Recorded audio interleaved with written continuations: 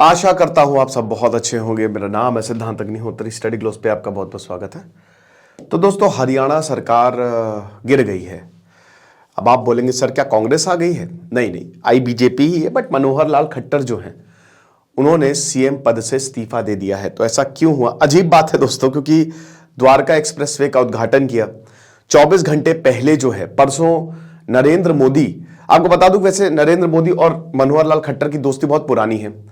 जब प्रदेश अध्यक्ष बनाया गया था 1994 में मनोहर लाल खट्टर को, और उसके बाद फिर कार्य प्रभारी नरेंद्र मोदी को बनाया गया था, तो 1996 में दोनों की मुलाकात हुई थी।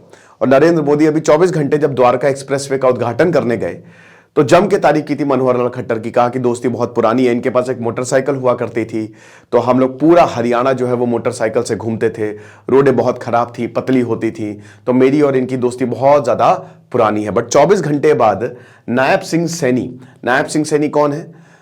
वैसे आरएसएस से ही आते हैं, बीजेपी के ही नेता हैं, बड़े नेता हैं। 2002 में अंबाला का प्रभारी, मतलब इनको लगातार प्रभारी बनाया जाता रहा है। 2014 में चुनाव जीते, 2019 में कुरुक्षेत्र से चुनाव लड़ा, वहां पे 3,84,000 वोटों से जीते। 54 साल के हैं ये, ओबीसी। अब चलिए, अच्छा मैं इसकी अभी बात करूंगा। तो ओबीसी वर्ग से आते हैं, तो नायब सिंह सैनी को जो है वो मुख्यमंत्री बनाया गया है, और मनोहर लाल खट्टर जो है वो 2014 से मुख्यमंत्री हैं। तो अब बात ये समझ में नहीं आ रही कि 24 घंटे के अंदर अंदर क्या हो गया। लेकिन आपको बता दूं कि जब शपथ ग्रहण समारोह था तो मैं देख रहा था, जैसे ही ये हुआ तो नायब सिंह सैनी ने मनोहर लाल खट्टर के पैर छुए। यार हरियाणा में ये रिवाज है कि छोटों को बड़ों के पैर छूने चाहिए। तो इसका मतलब क्या, हम सारी चीजें बात करेंगे। लेकिन उससे पहले दोस्तों आपको बता दूं, हमारा जो शानदार प्रीलिम्स क्रैकर कोर्स है उसकी क्लासेस ऑलरेडी चल रही हैं, और हम स्टेट सीरीज शुरू कर रहे हैं। सारे राज्यों को कवर करेंगे होलिस्टिकली। 2-2.5 घंटे के लेक्चर्स होंगे। संडे 12 बजे लेक्चर अपलोड होगा, तो बिल्कुल हमसे जुड़िएगा। बाकी ये तो है, 770 रुपए का कोर्स, बहुत सारी चीजें हम कवर कर रहे हैं, और अब तो यूपीएससी प्री भी आ गया है। तो पहले हरियाणा के बारे में जान लेते हैं थोड़ा, ठीक है। हरियाणा में लोकसभा की जो सीटें हैं वो है 10, और अभी 10 के 10 बीजेपी के पास है ना। और विधानसभा सीटें, जो विधानसभा की सीटें हैं वो है 90, ठीक है ना। तो जो लेजिस्लेटिव असेंबली है उसकी 90 सीटें हैं। अब अगर हम बात करते हैं तो 3 पार्टी बड़ी इंपॉर्टेंट है हरियाणा में। डेफिनेटली कांग्रेस, ठीक है। तो कांग्रेस के भूपेंद्र सिंह हुड्डा जो है वो 2005 से लेकर 2014 तक चीफ मिनिस्टर रहे हैं, यानी कि इंडियन नेशनल कांग्रेस की सरकार रही। दूसरी है बीजेपी। अब बीजेपी के मनोहर लाल खट्टर 2014 से लेकर 2024 तक मुख्यमंत्री रहे। अमित शाह ने मनोहर लाल खट्टर को इतना इनकी बायोग्राफी मैंने कवर की, उनको बुलाया तो बोला कि चलिए आप बताइए आप कहां से चुनाव लड़ना चाहते हैं, कौन सी सीट से चुनाव लड़ना चाहते हैं। तो हाल ही में अभी बीजेपी की सरकार और 10 साल 9.5 साल एंटी इनकम्बेंसी रही है। अभी जब हमारे लोकसभा के इलेक्शन होंगे तभी हरियाणा के भी इलेक्शन इसी साल है, उसी समय हरियाणा के भी इलेक्शन होंगे, ठीक है ना। और तीसरी है लोकदल INLD, और अब है जननायक पार्टी JJP। तो अब ये दोनों एक ही पार्टी है। वैसे आपको बता दूं, जो ओम प्रकाश चौटाला इसके मुख्यमंत्री रहे थे 1999 से लेकर 2005 तक।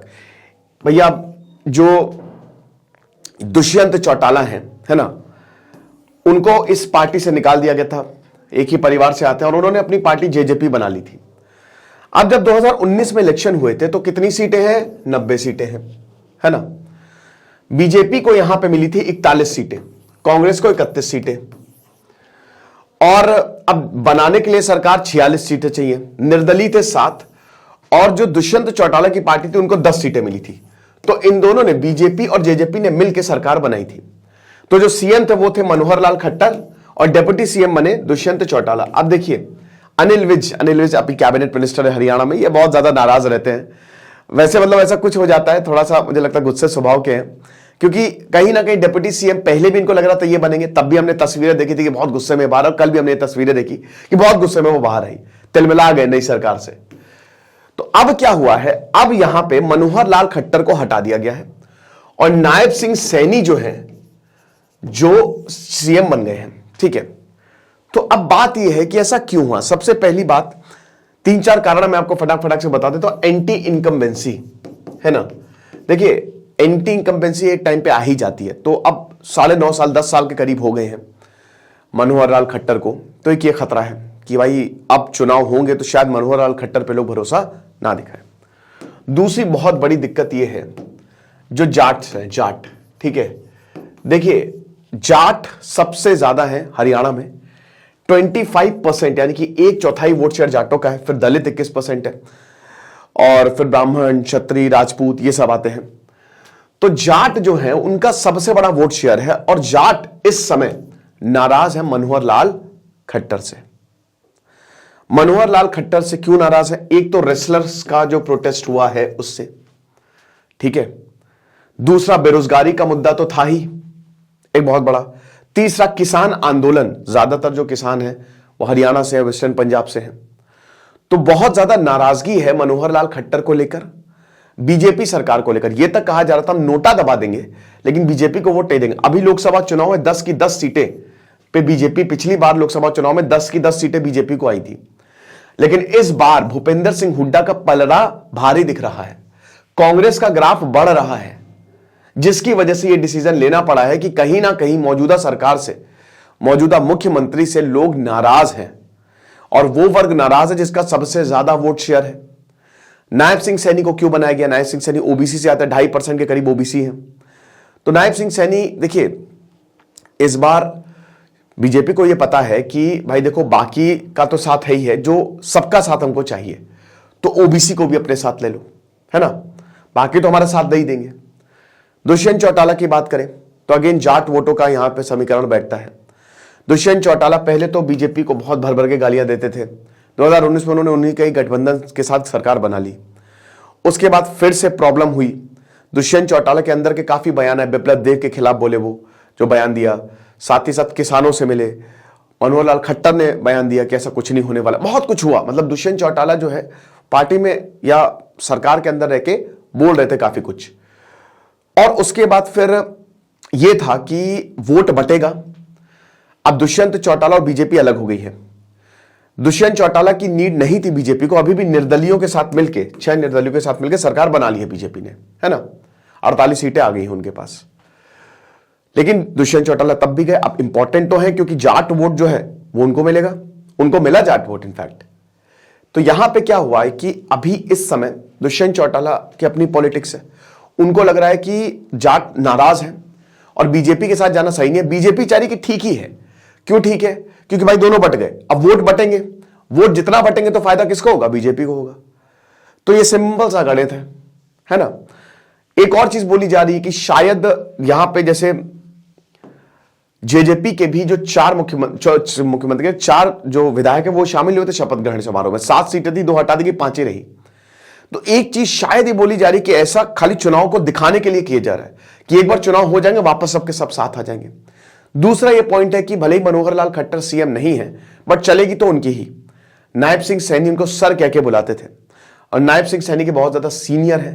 तो कहते हैं ना कि कुर्सी पे तो जो बैठा है वो बैठा है, पीछे किसकी चलेगी, ये तो खाली जनता को दिखाने के लिए। तो एक ये भी बहुत बड़ा रीजन दिया जा रहा है।